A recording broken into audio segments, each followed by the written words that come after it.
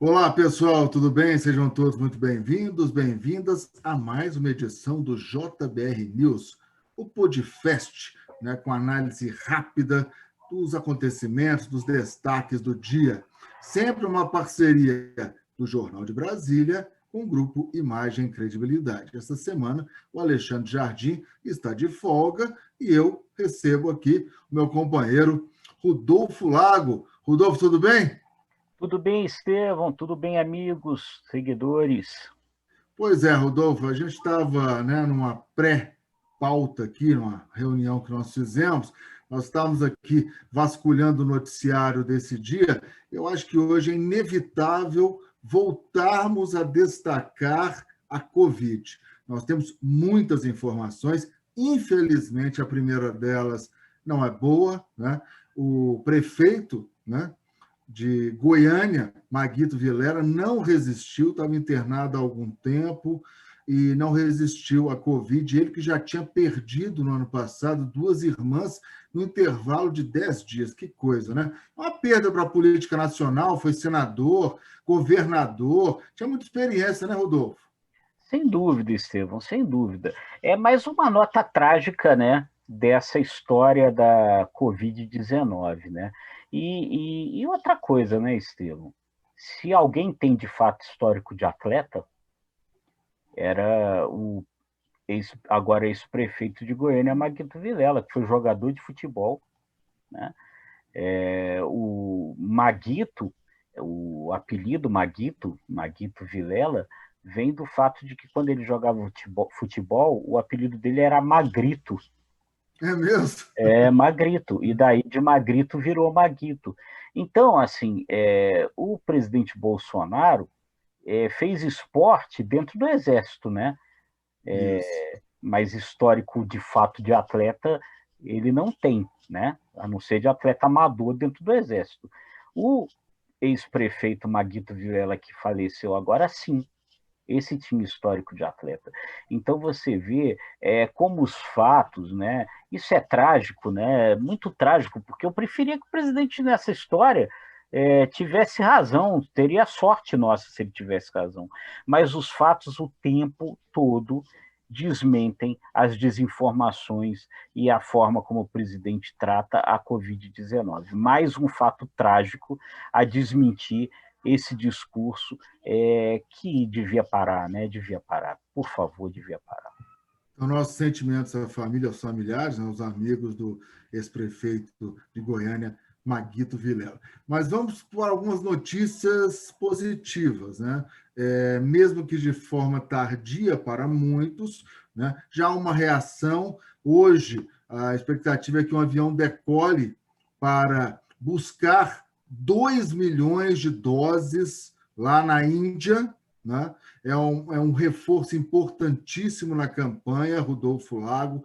Nós temos já aí uma sinalização que no próximo dia 19, para marcar o início da vacinação, contando, obviamente, com a aprovação no próximo domingo das duas vacinas, né, do Instituto Butantan e também da Fundação Oswaldo Cruz, né? Fundação Oswaldo Cruz, não. Fundação Oswaldo Cruz, Fiocruz.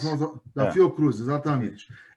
Dessas duas vacinas, então, o Palácio Planalto, segundo o Pazuello, ministro da Saúde, já está projetando uma cerimônia para marcar o início da vacinação. E o presidente Bolsonaro, embora tenha ironizado, infelizmente, os 50,3% de eficiência e eficácia da coronavírus, da Coronavac. Coronavac, que obviamente atende aos preceitos até da Organização Mundial da Saúde, ele diz que qualquer vacina aprovada pela Anvisa será comprada pelo governo. Não poderia ser diferente. Nesse caldeirão de informações que você pode analisar para a gente, Rodolfo?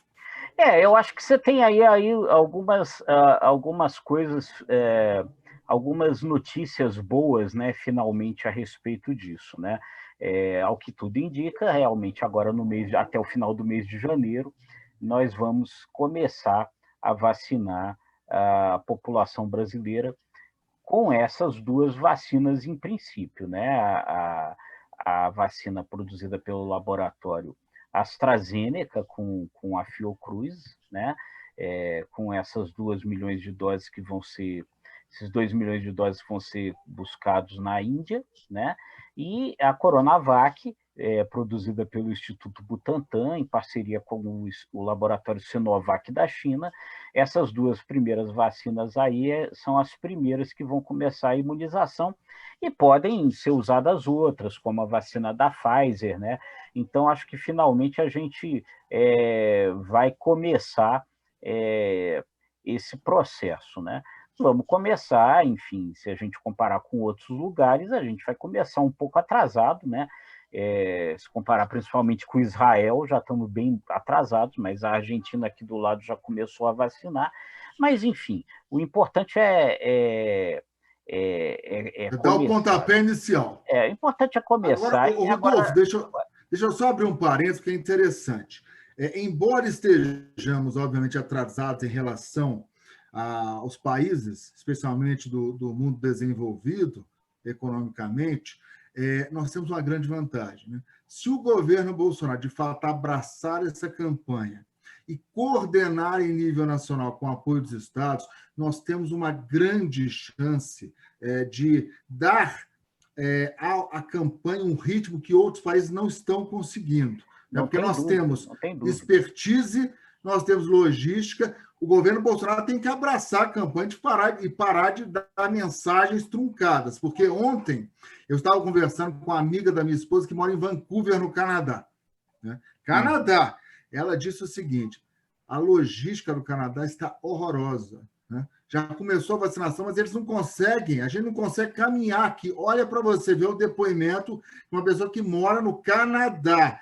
E eles têm realmente, os próprios Estados Unidos estão tendo dificuldade de logística para dar um ritmo mais célere à campanha.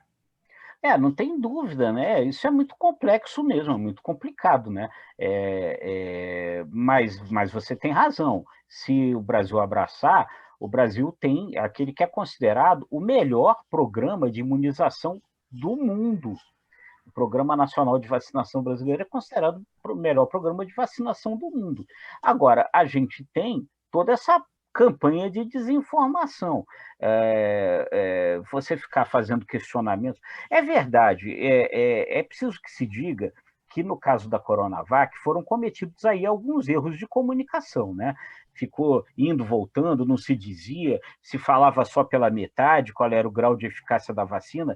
Isso daí também foi um erro muito grave de comunicação do Instituto Butantan, do governo de São Paulo, não há dúvida. Agora, ficar trabalhando desinformação em torno disso, não dá. As vacinas contra a gripe, H1N1, têm um grau de eficácia semelhante ao da Coronavac. Ninguém nunca questionou, ninguém nunca deixou de tomar essas vacinas. Se você diz que a vacina tem 50% de eficácia, você está reduzindo pela metade o seu risco de contrair a doença. Já é muito grande, já é muito considerável.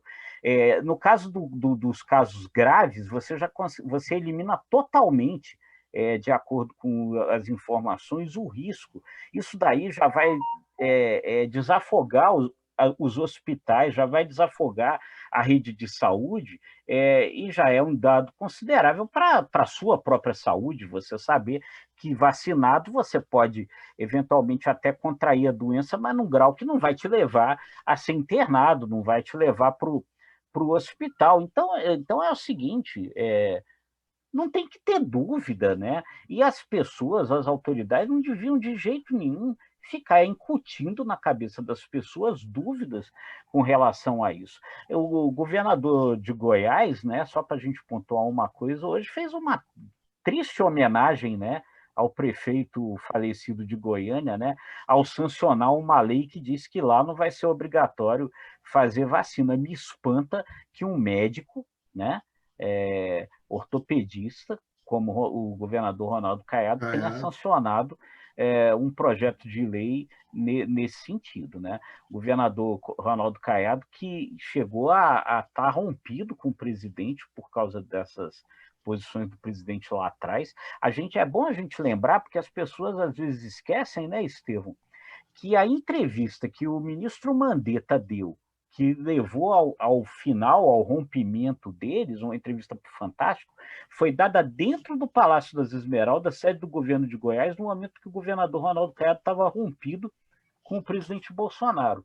Então, às vezes, os políticos não entendem por que as pessoas começam a não ter crédito neles. Mas é esse tipo de falta de coerência que eles precisam começar a prestar atenção. É interessante, Rodolfo, já partindo aqui para as nossas projeções, mas antes é bom destacar que a briga política continua. Essa intenção do Pazuello, junto com o presidente Bolsonaro, de marcar uma grande cerimônia no Palácio Planalto, no próximo 19, o início da campanha, obviamente é para colher todos os louros e para sair na frente do governador Dória. Né? O governador Dória está projetando para o dia 25 em São Paulo. Se o Palácio, no dia 19, já marca isso, os louros todos vão para o presidente Jair Bolsonaro, que de forma inacreditável, não sei o discurso que ele vai fazer, mas vai mudar da água para o vinho, né? Porque não fez nenhum esforço até aqui para vender a vacina para a população, entre aspas. E agora eu aposto que o discurso vai ser totalmente diferente. Vai ser engraçado, né, Estevão? Essa aqui é a vacina, consegui para vocês. Vocês tomam se vocês quiserem. Pois é.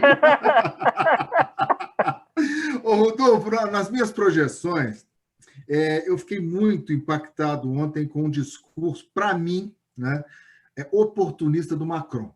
Né? Eu acho que ele não pode generalizar. Nem toda soja, né, plantada no Brasil está na região amazônica e é fruto da irresponsabilidade de quem planta esse produto. Então, a partir do momento em que o Macron tenta colar na soja brasileira o rótulo de produto que não respeita o meio ambiente, eu acho que hoje o vice teve razão de falar em francês, de responder em francês ao Macron. Segundo o vice-presidente Hamilton Mourão, é puro protecionismo. E a França é pródiga em protecionismo. Eu aposto que isso vai dar pano para a manga ainda, hein? Sem dúvida, sem dúvida. Todas essas disputas políticas, né, Estevão, as pessoas têm que manter sempre o cuidado com o tom, né? Porque se ultrapassa o tom, desanda a receita, né, meu amigo? E aí você, de ter razão, transforma o teu adversário em vítima. E isso é muito complicado, acho que você tem razão. Eu vou numa outra aposta, que são as reações aí da parte do governo aos movimentos que acontecem lá dentro do Congresso. Né? O governo começou a mapear, Estevão, os cargos dos aliados do Baleia Rossi, quem tem cargo dentro do governo, mapear para eventualmente retaliá-los, para tentar aí conseguir reverter a votação que hoje parece favorável ao Baleia lá na Câmara.